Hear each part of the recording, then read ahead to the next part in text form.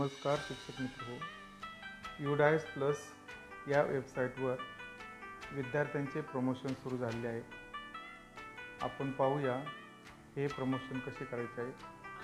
सुरुवातीला या ठिकाणी आपण UDICE प्लस ही वेबसाईट सुरू करायची आहे. UDICE प्लस या वेबसाईटवर सुरू केल्यानंतर आपल्याला अगदी वरच्या बाजूला या ठिकाणी UDICE प्लस याच्यावर टच केल्यानंतर आपल्याला या ठिकाणी 3 रेषा दिसतील.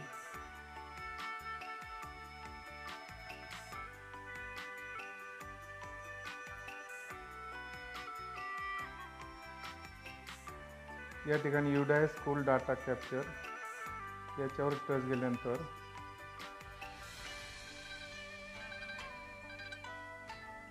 आपल्याला मागील वर्षाची भरलेली माहितीची UDICE लॉग इन फॉर 2023-24 या ठिकाणी स्टुडंट मॉड्यूल हे आपल्याला दिसत आहे. आपण त्याच्यावर टच करूया. नंतर आपल्याला असे पेज दिसेल. आपण यामध्ये महाराष्ट्र राज्य असेल आपले तर आपण ते निवडायचं आहे. नंतर गो या बटनावर टच केल्यानंतर तुम्हाला या ठिकाणी UDICE प्लस HDMS अशी स्क्रीन दिसेल. त्या ठिकाणी आपल्याला आपल्या शाळेचा UDICE प्लस टाकायचा आहे. आपला या ठिकाणी पासवर्ड टाकायचा आहे. यानंतर आपल्याला कॅप्चा या ठिकाणी एंटर करायचा आहे.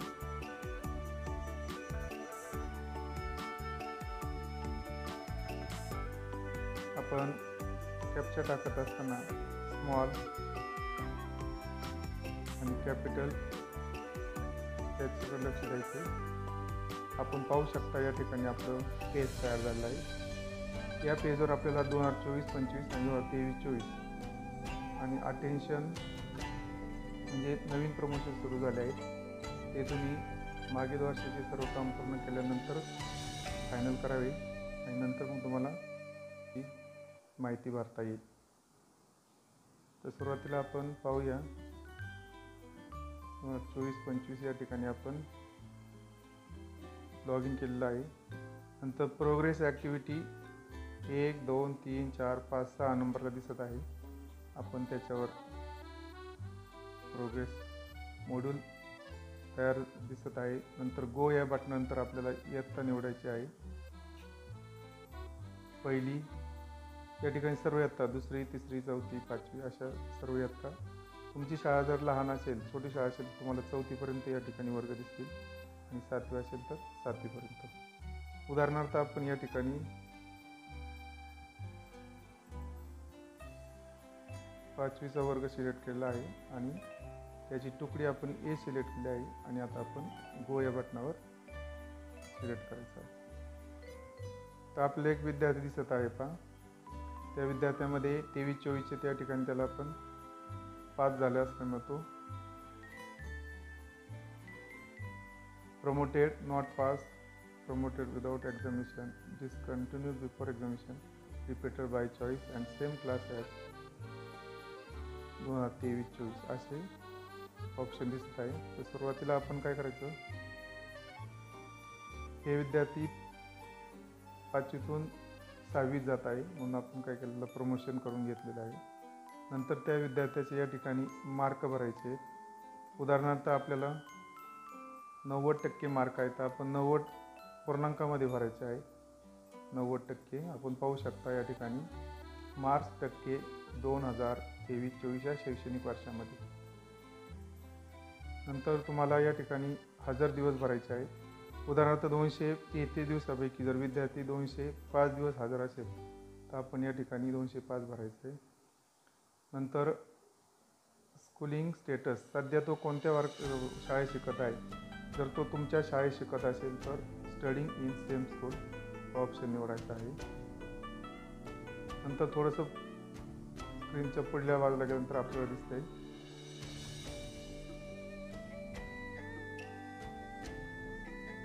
आता तो 6वीला गेला आहे. 6वीच्या वर्गात, मागील वर्षी तो 5वीला होता.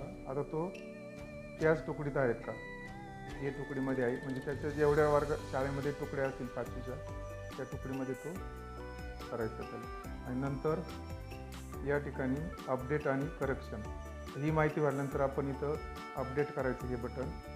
अपडेट केल्यानंतर ही जी पेंडिंग आहे या ठिकाणी डन असा हिरव्या रंगामध्ये शब्द येईल आणि अपडेट सक्सेसफुली असा तुमच्या स्क्रीनवर मेसेज येईल. अशा प्रकारे आपण 10 विद्यार्थ्यांचं करू शकतो. एकाच वेळी आपलं या ठिकाणी ऑप्शन दाखवत आहे 25 विद्यार्थी, 100 विद्यार्थी. तुमच्या वर्गात जेवढे विद्यार्थी असतील, तुमच्या वर्गात जर 25पेक्षा कमी असेल तुम्ही 25 सिलेक्ट करायचे म्हणजे एका वेळी तुम्हाला 25 विद्यार्थी दिसतील. तुमच्या वर्गात 25पेक्षा जर त्या तुकडीमध्ये जास्त विद्यार्थी असेल तर तुम्ही या ठिकाणी 100 सिलेक्ट करू शकता. म्हणजे एकाच वेळी तुम्हाला असे 100 विद्यार्थी किंवा तुमच्या वर्गात जेवढे असतील ते एकाच वेळी तुम्हाला हे करता येतील. आणि सर्व विद्यार्थी झाल्यानंतर आपलं काम पूर्ण झालं, ॲक्युरेट झालं, मार्क टक्केवारी व्यवस्थित भरली, नंतर त्यांचे हजर दिवस व्यवस्थित भरल्यानंतर सर्व विद्यार्थी संपल्यानंतर या ठिकाणी खाली एक निळ्या रंगामध्ये फायनलाइज हे बटन दिसत आहे. ते बटन पूर्ण काम झाल्यानंतरच फायनलाइज करायचे. तुमच्या वर्गात सर्व विद्यार्थी झालेत का, सर्व विद्यार्थ्यांचे मार्क टक्केवारी भरली का, सर्व विद्यार्थ्यांचे हजर दिवस झाले आहेत का, सर्व विद्यार्थ्यांची तुकडी सिलेक्ट केली आहे का, सर्व विद्यार्थ्यांचं त्या शाळेत आहे का. उदाहरणार्थ 7वीच्या वर्गामध्ये आपण ज्यावेळेस विद्यार्थ्यांचं प्रमोशन करतो त्यावेळेस या ठिकाणी लक्षात ठेवायचं की तो विद्यार्थी दाखला घेऊन आता नवीन शाळेत जाणार आहे. इथं बघा लेफ्ट स्कूल विथ TC म्हणजे दाखला घेऊन गेला आहे किंवा विदाऊट TC दाखला घेऊन गेलेला नाही. तर आपली शाळा ज्या ठिकाणी शेवटचा वर्ग असेल त्या ठिकाणी मात्र आपल्याला हा पर्याय निवडावा लागेल. अशा प्रकारे आपण विद्यार्थी प्रमोशन कसे करायचे याविषयीची माहिती घेतली आहे. नंतर मग आपल्याला या ठिकाणी शाळेचा जो स्कूल डॅशबोर्ड आहे त्या ठिकाणी ते विद्यार्थी आपल्याला आलेले दिसतील. आता या ठिकाणी पहिलीचे विद्यार्थी असे 7वीपर्यंतचे विद्यार्थी आपल्याला प्रमोशन झाल्यानंतर मग याच्यावर दिसतील आणि मग आपण त्या विद्यार्थ्यांना त्यांचं जे प्रत्येक डिटेल्स आहे ते आपण भरून अपडेट करू शकतो. हा आपल्याला प्रमोशनचा व्हिडिओ आवडला असेल. अशाच नवीन व्हिडिओसाठी आपण लाईक करा, शेअर करा आणि सबस्क्राईब करा. तोपर्यंत नमस्कार, धन्यवाद.